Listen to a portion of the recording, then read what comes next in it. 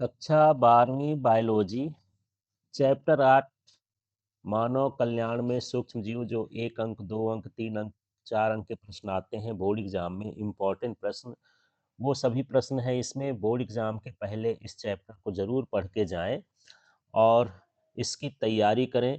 तो देखिए इसमें है पहला क्वेश्चन, क्लास्ट्रीडियम एजोबैक्टर राइजोबियम भूमि की उर्वरा शक्ति किसके द्वारा बढ़ाते हैं? तो ये नाइट्रोजन की स्थिरीकरण द्वारा बढ़ाते हैं। इसके बाद अगला क्वेश्चन है, निमोनिया, टीबी व कोढ़ के उपचार के लिए उपयोग किया जाता है? तो जीवाणु भोजियों का उपयोग किया जाता है। जैव तकनीकी एवं सूक्ष्म जैविकी में विषाणुओं का उपयोग किया जाता है, वेक्टर के रूप में किया जाता है।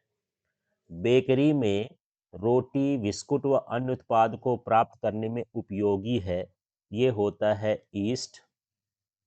नाइट्रोसोमोनास एवं नाइट्रोबैक्टर जीवाणु हैं, तो ये नाइट्रीफाइंग जीवाणु हैं या नाइट्रोजन का स्थिरीकरण करते हैं।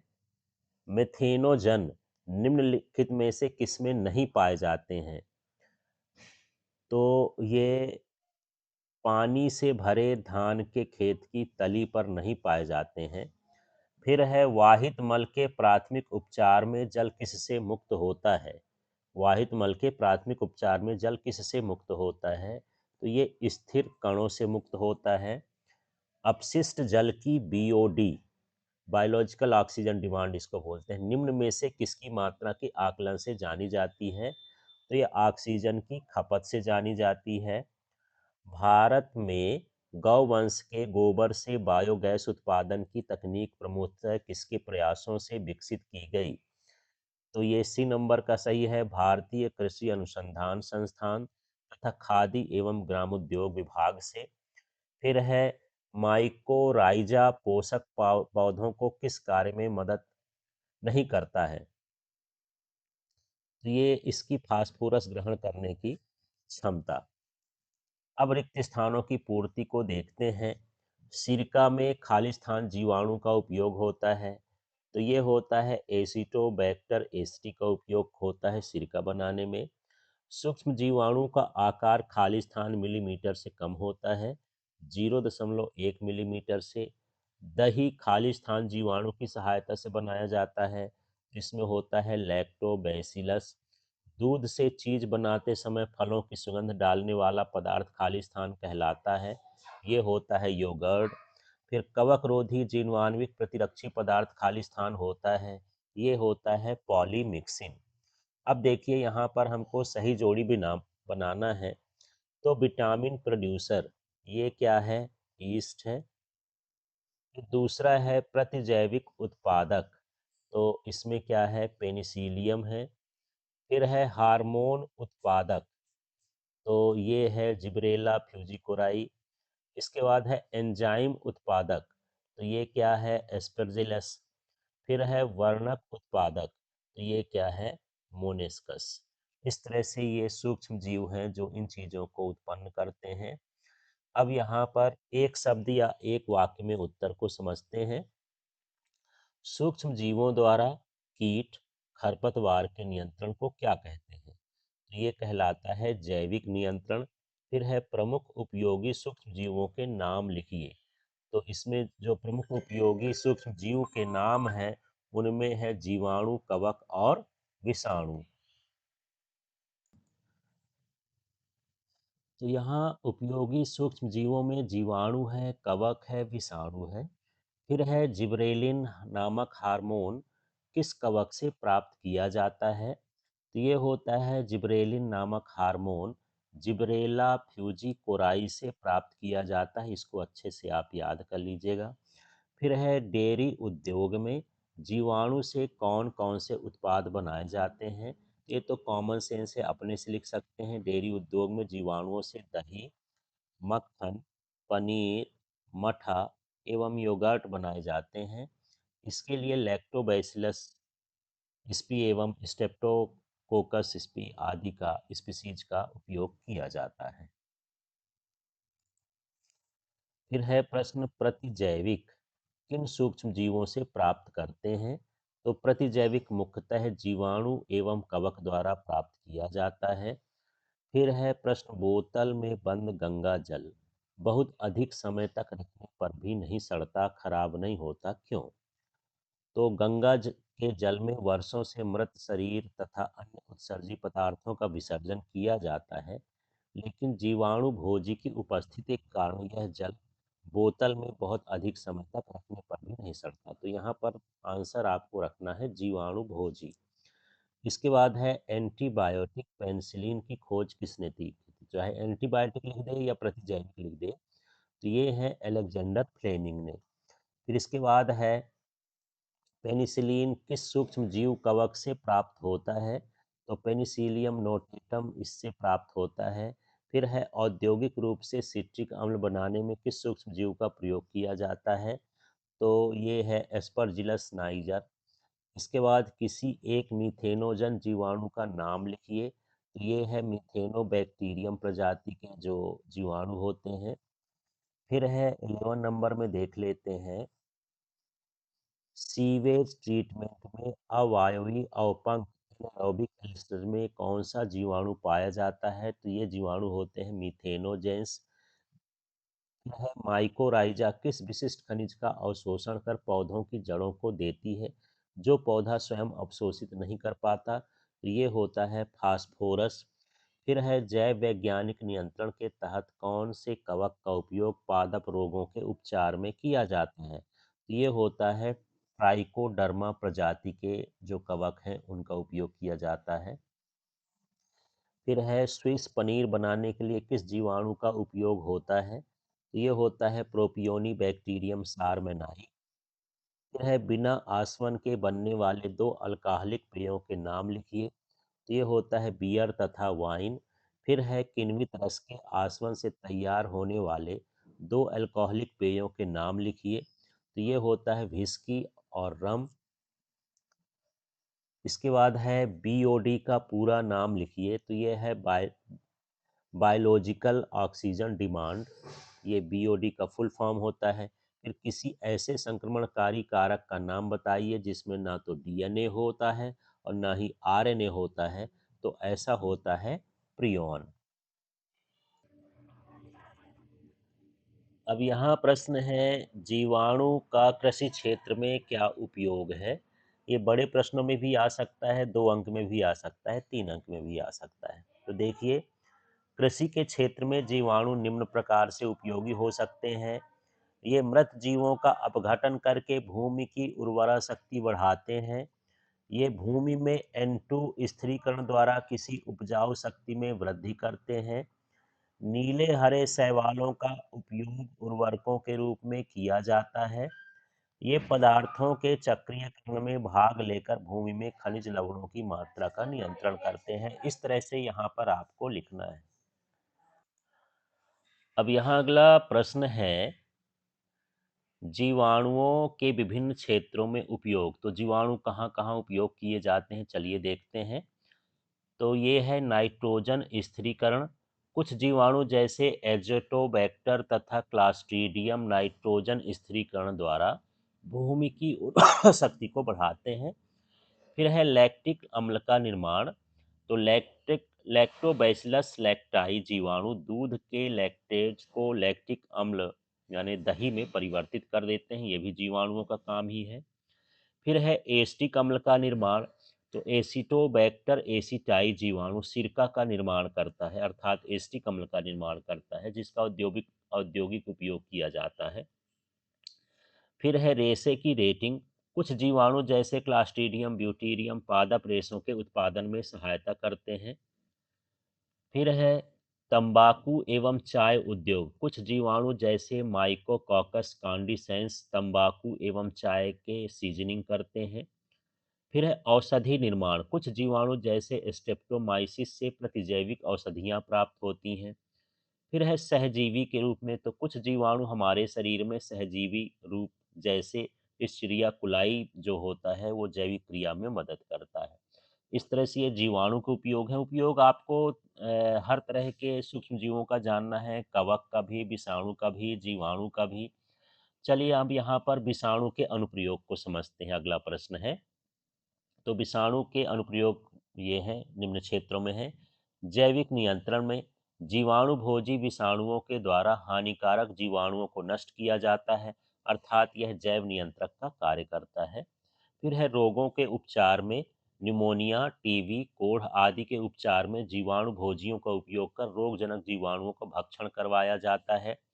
फिर है अंतरिक्ष सूक्ष्मजीव विज्ञान में जीवाणु भोजियों को लाइसोजेनिक कल्चर्स रेडिएशन डिटेक्टर के रूप में उपयोग किया जाता है। इनको अंतरिक्ष में भेजा जाता है। फिर है आनुवांशिक अभियांत्रिकी में इसमें फेजेस का उपयोग आनुवांशिक पदार्थ एक कोशिका से दूसरी कोशिका में स्थानांतरित करने में करते हैं।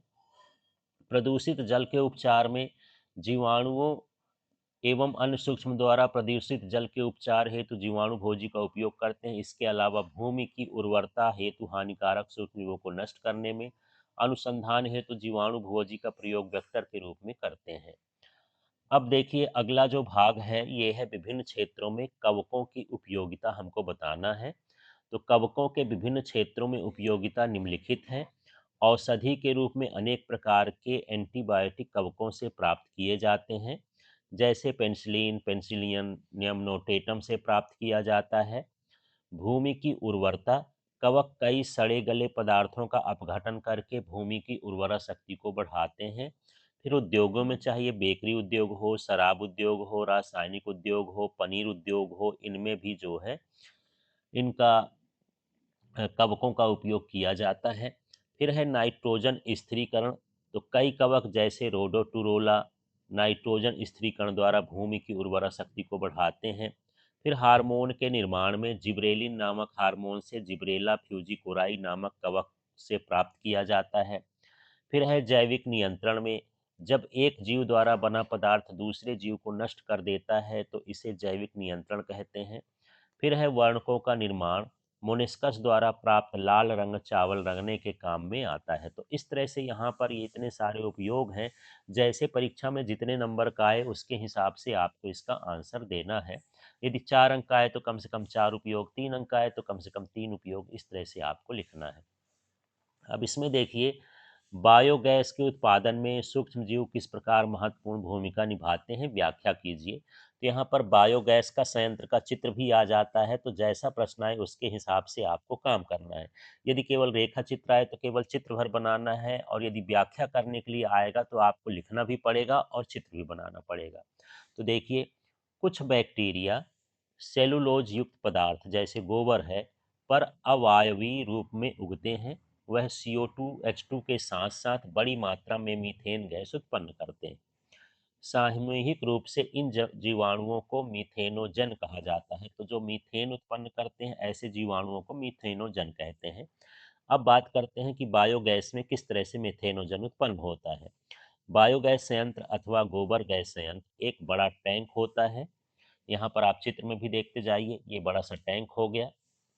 इसके बाद यहाँ पर देखते हैं जिसकी गहराई 10 से 15 फीट होती है। इस टैंक में अपशिष्ट संग्रहित गोबर की स्लरी भरी जाती है। तो इस टैंक में हम क्या भोट भर देते हैं, मान लीजिए ये वाला टैंक है तो इसके भीतर हम यहाँ पर स्लरी भर देते हैं। फिर क्या होता है उसके आगे देख लेते हैं। स्लरी के ऊपर एक सचल ढक्कन रहता है जिससे गैस होल्डर कहते हैं। सूक्ष्मजीवी सक्रियता के कारण अथवा मीथेनोजन बैक्टीरिया की उपस्थिति में रासायनिक अभिक्रियाओं के फलस्वरूप गैस का निर्माण होता है। बायोगैस संयंत्र में एक निकास होता है जिसकी सहायता से पाइप के द्वारा घरों में गैस की पूर्ति की जाती है। उपयोग में ली गई स्लरी दूसरे निकास द्वार से, यहाँ से लिखना है, निकास द्वार से बाहर निकल जाती है। इसका उपयोग उर्वरक के रूप में किया जाता है। तो यहाँ पर देखिए इस तरह का सिस्टम है।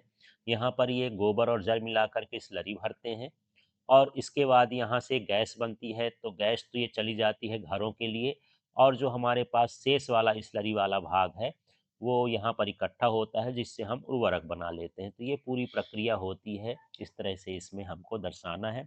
चित्र एक बार आप बना के देख लीजिए। कभी कभी बायोगैस संयंत्र का चित्र भराए तो आपको इस तरह से चित्र बनाना है, नाम लिखना है।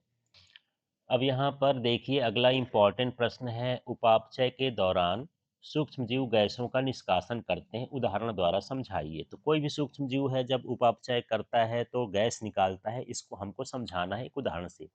तो हम उदाहरण लिए हैं डोसा व इडली के निर्माण में।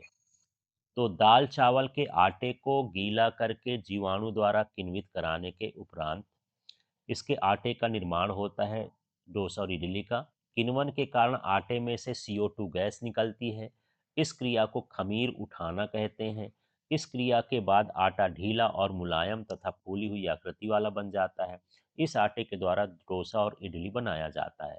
तो यही है कि सूक्ष्मजीव क्या होते हैं, गैसों का निष्कासन करते हैं, ये CO2। इस तरह से हमको बताना है। दूसरा उदाहरण हम ले सकते हैं स्विस चीज का। तो इसमें बड़े-बड़े छिद्र पाए जाते हैं, क्यों पाए जाते हैं? तो इसमें प्रोपियोनी बैक्टीरियम सारमेनाई नामक जीवाणु द्वारा अधिक मात्रा में CO2 निकलती है, जिसके कारण इसमें बड़े-बड़े छेद पाए जाते हैं। इस तरह से हम बता सकते हैं कि जब सूक्ष्मजीव उपापचय की क्रिया करते हैं तो गैसों का निष्कासन करते हैं। अब देखिए किस भोजन आहार में लैक्टिक एसिड बैक्टीरिया मिलते हैं, इनके कुछ लाभप्रद उपयोग हमको बताना है। तो यहाँ हम ले लेते हैं दही। इसे दूध में जीवाणुओं द्वारा किण्वन के फलस्वरूप प्राप्त किया जाता है। दूध से दही के निर्माण में भाग लेने वाले जीवाणु लैक्टिक एसिड जीवाणु कहलाते हैं। इन जीवाणुओं में लैक्टोबैसिलस एसिडोफिलस, लैक्टोबैसिलस लैक्टिस व स्ट्रेप्टोकोकस लैक्टिस होते हैं। ये जीवाणु लैक्टिक अम्ल का उत्पादन करते हैं, जो 45 डिग्री से कम ताप क्रम पर दुग्ध प्रोटीन को स्कंदित तथा आंशिक रूप से बचा देते हैं। आरंभ में दही का थोड़ा मात्रा में जामन निवेश के रूप में हल्के गर्म दूध के साथ मिलाया जाता है। इस जामन में असंख्य लैक्टिक एसिड जीवाणु होते हैं, जो उपयुक्त ताप पर कई गुना वृद्धि करते हैं, जिसके फलस्वरूप दूध में दही परिवर्तित हो जाता है। यही नहीं, इसमें विटामिन B12 की मात्रा बढ़ने से पोषण संबंधी गुणवत्ता में भी सुधार हो जाता है। तो दूध से दही बनते समय लैक्टोबैसिलस लैक्टोज शर्करा का किण्वित करके लैक्टिक अम्ल में बदलते हैं। तो स्ट्रेप्टोकोकस कैसीन प्रोटीन को स्कंदित करते हैं। हल्के गर्म दूध में जामन डालने के पश्चात लगभग 5 घंटे में दही का निर्माण हो जाता है। तो दही बनाना तो आप जानते हैं, कुछ केवल आपको बैक्टीरिया का नाम याद रखना है। मुख्य रूप से आपको लैक्टोबैसिलस बैक्टीरिया याद रखना है। अब देखिए यहाँ पर प्रश्न है, उस प्रश्न को समझते हैं। कुछ पारंपरिक आहार जो गेहूं, चावल तथा चना और उनके उत्पाद से बनते हैं, उनमें सूक्ष्म जीवों का उपयोग शामिल है, उनके नाम बताना है। तो देखिए यहाँ पर जैसे हम लोग पनीर बनाते हैं, चीज़ बनाते हैं, डोसा बनाते हैं, इडली बनाते हैं, दही बनाते हैं, भटूरा बनाते हैं, ये सभी पारंपरिक प्रमेय वो जो भोजन होते हैं, इनमें सूक्ष्म जीव शामिल होते हैं। इस तरह से हमको केवल इन चीज़ों के नाम भर लिखना है जिनमें सूक्ष्म जीवों का उपयोग होता है। फिर देखिए हानिप्रद जीवाणुओं द्वारा उत्पन्न करने वाले रोगों के नियंत्रण में सूक्ष्म जीव किस प्रकार महत्वपूर्ण भूमिका निभाते हैं। तो देखिए कुछ सूक्ष्म जीव तो ऐसे हैं जो हमको बीमार करते हैं, और कुछ सूक्ष्म जीव ऐसे हैं जिनसे हम दवाई बना करके उनको ठीक भी कर लेते हैं। तो सबसे पहले प्रतिजैविक पेनिसिलिन की खोज हुई थी सन 1928 में, अलेक्जेंडर फ्लेमिंग ने किया था। अलेक्जेंडर फ्लेमिंग जब स्टेफिलोकोकस नाम के जीवाणु पर कार्य कर रहे थे, तब उन्होंने देखा कि जिन प्लेटों पर वह कार्य कर रहे हैं उनमें एक बिना धुली प्लेट पर मोल्ड्स उत्पन्न हो गए हैं, जिसको फफूंद बोलते हो। इस कारण स्टेफिलोकोकस वृद्धि नहीं कर सका है।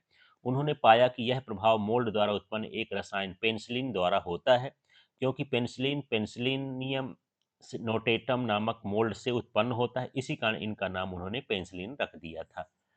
अब ये उपयोग हो गया। इतना ही आपको बताना है कि किस तरह से एक उदाहरण देकर के समझा देना है कि जो जीवाणु होते हैं वो रोगों के नियंत्रण में किस तरह से कार्य करते हैं। अब देखिए 2 नंबर में पूछा जा सकता है ये प्रश्न, किन्हीं 2 कवक प्रजातियों के नाम लिखिए जिनका प्रतिजैविक एंटीबायोटिक्स के उत्पादन में किया जाता है। तो ये देखिए पेनिसिलिन जो है ये पेनिसिलिनियम नोटेटम से तथा पेनिसिलिन क्रोसोजीनियम नामक मोल्ड से प्राप्त किया जाता है। इस तरह से यहाँ पर हमको सूक्ष्मजीवों की प्रजाति बताना है, कवक की प्रजातियां हैं जिनसे पेनिसिलिन बनाया जाता है। फिर है वाहित मल से आप क्या समझते हैं, वाहित मल हमारे लिए किस प्रकार से हानिप्रद है। तो प्रतिदिन नगर एवं शहरों में व्यर्थ जल की बहुत बड़ी मात्रा जनित होती है, उत्पन्न होती है। इस बेकार जल का प्रमुख घटक मनुष्य का मलमूत्र होता है। नगर के इस व्यर्थ जल को वाहित मल या सीवेज भी कहा जाता है। इसमें कार्बनिक पदार्थों की बड़ी मात्रा तथा सूक्ष्मजीव पाए जाते हैं जो अधिकांश रोग जनकीय होते हैं, बीमारी फैलाते हैं। अब यहाँ पर देखिए, प्राथमिक तथा द्वितीयक वाहित मल उपचार के बीच पाए जाने वाले मुख्य अंतर को समझाइए। तो इसके अंतर को देखते हैं। यहाँ है प्राथमिक वाहित मल का उपचार और ये द्वितीयक वाहित मल का उपचार।